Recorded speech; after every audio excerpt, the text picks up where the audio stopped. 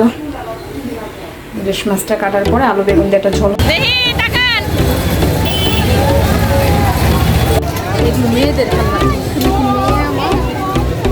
তো বন্ধুরা, এই যে আজকে রথ থেকে বাকি এগুলো নিয়ে আসছিলাম।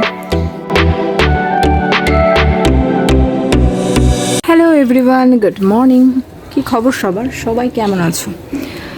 একটা চকচকা ঝকঝকা হালকা পাতলা রোদের সাথে আজকে ব্লগটাকে স্টার্ট করছি, আর আশা করছি তোমাদের আমার ব্লগটা দেখতে খুব ভালো লাগবে। ঘড়িতে বাজছে হচ্ছে 10:35, আর সকালবেলার নাস্তা নিয়ে নিলাম রুটি আর দুধ চা। বহুত দিন পরে রুটি আর দুধ চা দিয়ে সকালের ব্রেকফাস্টটা করব, এ হচ্ছে ব্যাপার। তো চলো আজকে ব্লগটাকে শুরু করি। আশা করছি তো তোমাদের ব্লগটা ভালোই লাগবে। আর এই যে আমার রাজকন্যা ঘুমাচ্ছে। এই শোনা মা, ওঠো ওঠো ওঠো মামনি, উঠো। আর বর্ষাকাল না, মরিচগুলো কেমন গুটি গুটি বেঁধে গেছে, মরিচের গুঁড়াগুলো, মরিচগুলো না। তো ভাবতেছি যে এইটুকু মানে কোটার মধ্যে ছিল, তো এইটুকু রোদে দিয়ে দিই। রোদে দিলে হয়তো বা গোটা গোটাগুলো আর কি ঠিক হবে। দিব কোথায় এটাই চিন্তা করতেছি। এই যে এই পাশে একটু দিয়ে একটুখানি আর কি হোক। বাইরে ভালোই রোদ উঠছে, তো এখনও কাপড় চোপড় ধুতে আসেনি খালা। কাপড় চোপড় ধুতে আসলে এবার দেখি একটু রোদে শুকায়, দেখি ভালো হয় কিনা।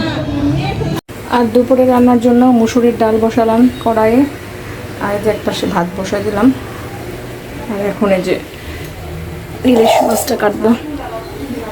ইলিশ মাছটা কাটার পরে আলু বেগুন দিয়ে একটা ঝোল হবে, আর হচ্ছে মাছের ভাজা করবো কয়েক চাক, অল্প অল্প করে আর কি, শুধুমাত্র দুপুরের জন্য। আর এই যে বন্ধুরা, যে তরকারির জন্য আর ভাজার জন্য নিলাম।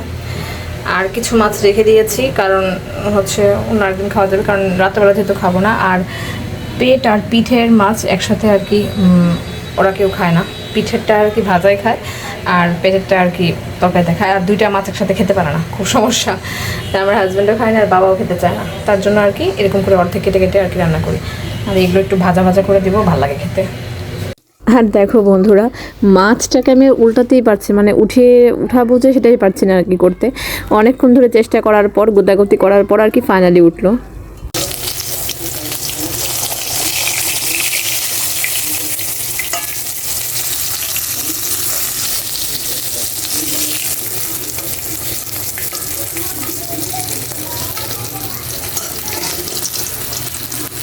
তো এই ইলিশ মাছটা তো ভালোই তেল বের হয়েছে। আগের যে ইলিশ মাছটা খেয়েছিলাম সেটাতেও মোটামুটি তেল বের হয়েছিল, এটাতেও তেল বের হয়েছে। ভালো ইলিশ মাছের টেস্ট আছে আর কি খেতে।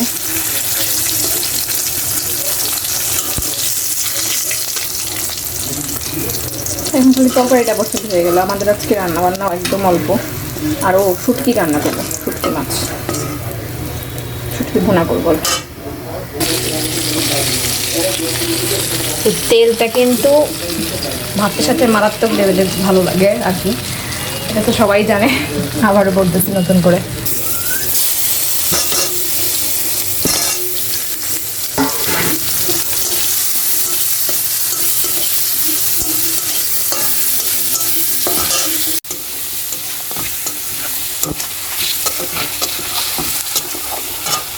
তো মশলাটা আমার পছন্দ হয়ে গেছে, আলু বেগুন দিয়ে ইলিশ মাছের ঝোলের মশলাটা।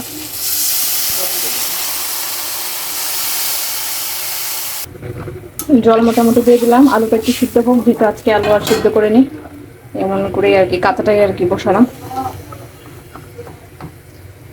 তারপর হচ্ছে শুটকি ভুনাটা করবো, তাহলে শেষ। তো বন্ধুরা, এখন হচ্ছে সন্ধ্যাবেলা। তো সন্ধ্যাবেলায় আসলাম হচ্ছে রথে।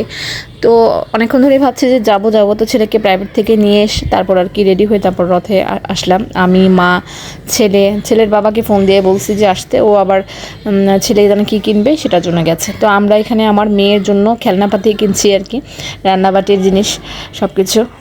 তো বন্ধুরা, আমি আসলে তোমাদের কাছে সরি চেয়ে নিচ্ছি। এই ব্লগটা হচ্ছে মঙ্গলবারের, তো আমি রথের পরের দিন মঙ্গলবার, আর আমি এই ব্লগটা আজকে শুক্রবার দিচ্ছি।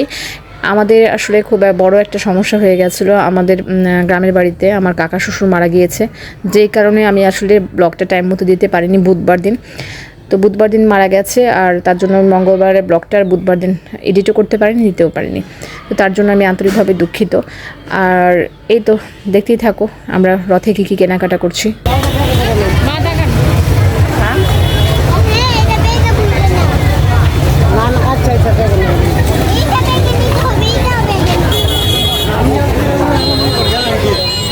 আর যেহেতু আজকে হচ্ছে রথের দ্বিতীয় দিন, তো প্রচণ্ড পরিমাণে ভিড় ছিল, যে কারণে আমরা কোনো কিছু কিনতে পারছিলাম না। তার জন্য হালকা পাতলা টুকটাক মেয়ের জন্য কেনাকাটা করে আমরা আর কি জিলাপি কিনতে চলে আসলাম। তো জিলাপি নিব, তারপর হচ্ছে চানাচুর মাখা নিব। এই লোকটার কাছ থেকে সবসময় আমরা নিই। তো আমাদের বাড়িতেও আর কি কীর্তনের সময় আসে, তো খুব ভালো সম্পর্ক ওনার সাথে, খুব ভালো হাসি ঠাট্টা করে আমাদের সাথে। তো নিমকি নিয়ে নিচ্ছি, আর নিব হচ্ছে পেঁয়াজু, আর নিব চানাচুর মাখা খাবো। তো এটাই আর কি প্ল্যান আছে। আমার হাজব্যান্ড আবার ও পাশ থেকে জিলাপি নিচ্ছে আর কি। তো আমরা এখানে দাঁড়িয়ে দেখছি যে কেমন খেতে, সব কিছু একটু ভিডিও করছি। তো দেখো কত সুন্দর করে জিলাপি বানাচ্ছে। যদিও আমি ভালো মতো জিলাপি বানাতে পারিনি, আর ওরকমভাবে ট্রাইও করি না, কারণ চিনির যে পরিমাণের দাম, অতগুলো চিনি শিরা করে জিলাপি দেওয়ার মানে শুধু শুধু চিনিটা হয়তো বা অপচয় হবে, এই কারণে আর কি কখনোই বানানো হয় না আর ট্রাইও করা হয় না।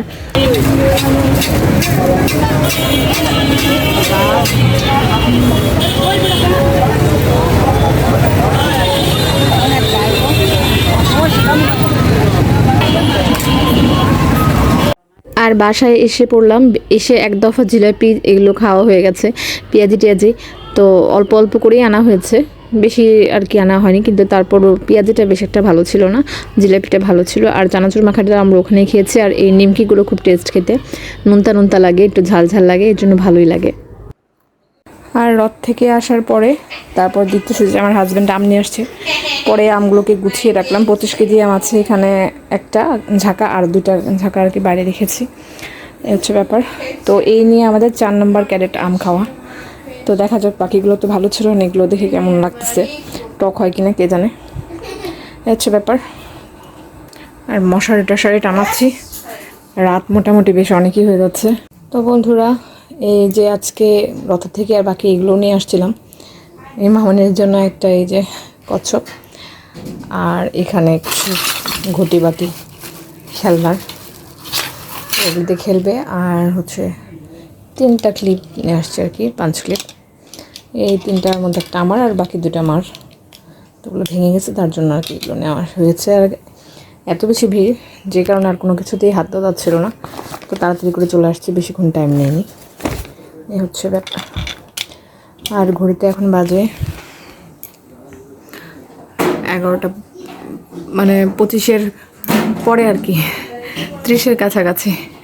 তো যাই হোক, এখন ব্লগটাকে আর কন্টিনিউ করছি না। এতক্ষণ যারা আমার ভিডিওটা দিয়েছিল তাদেরকে অসংখ্য ধন্যবাদ। Thank you so much for watching. Good night, have a sweet dream, tata.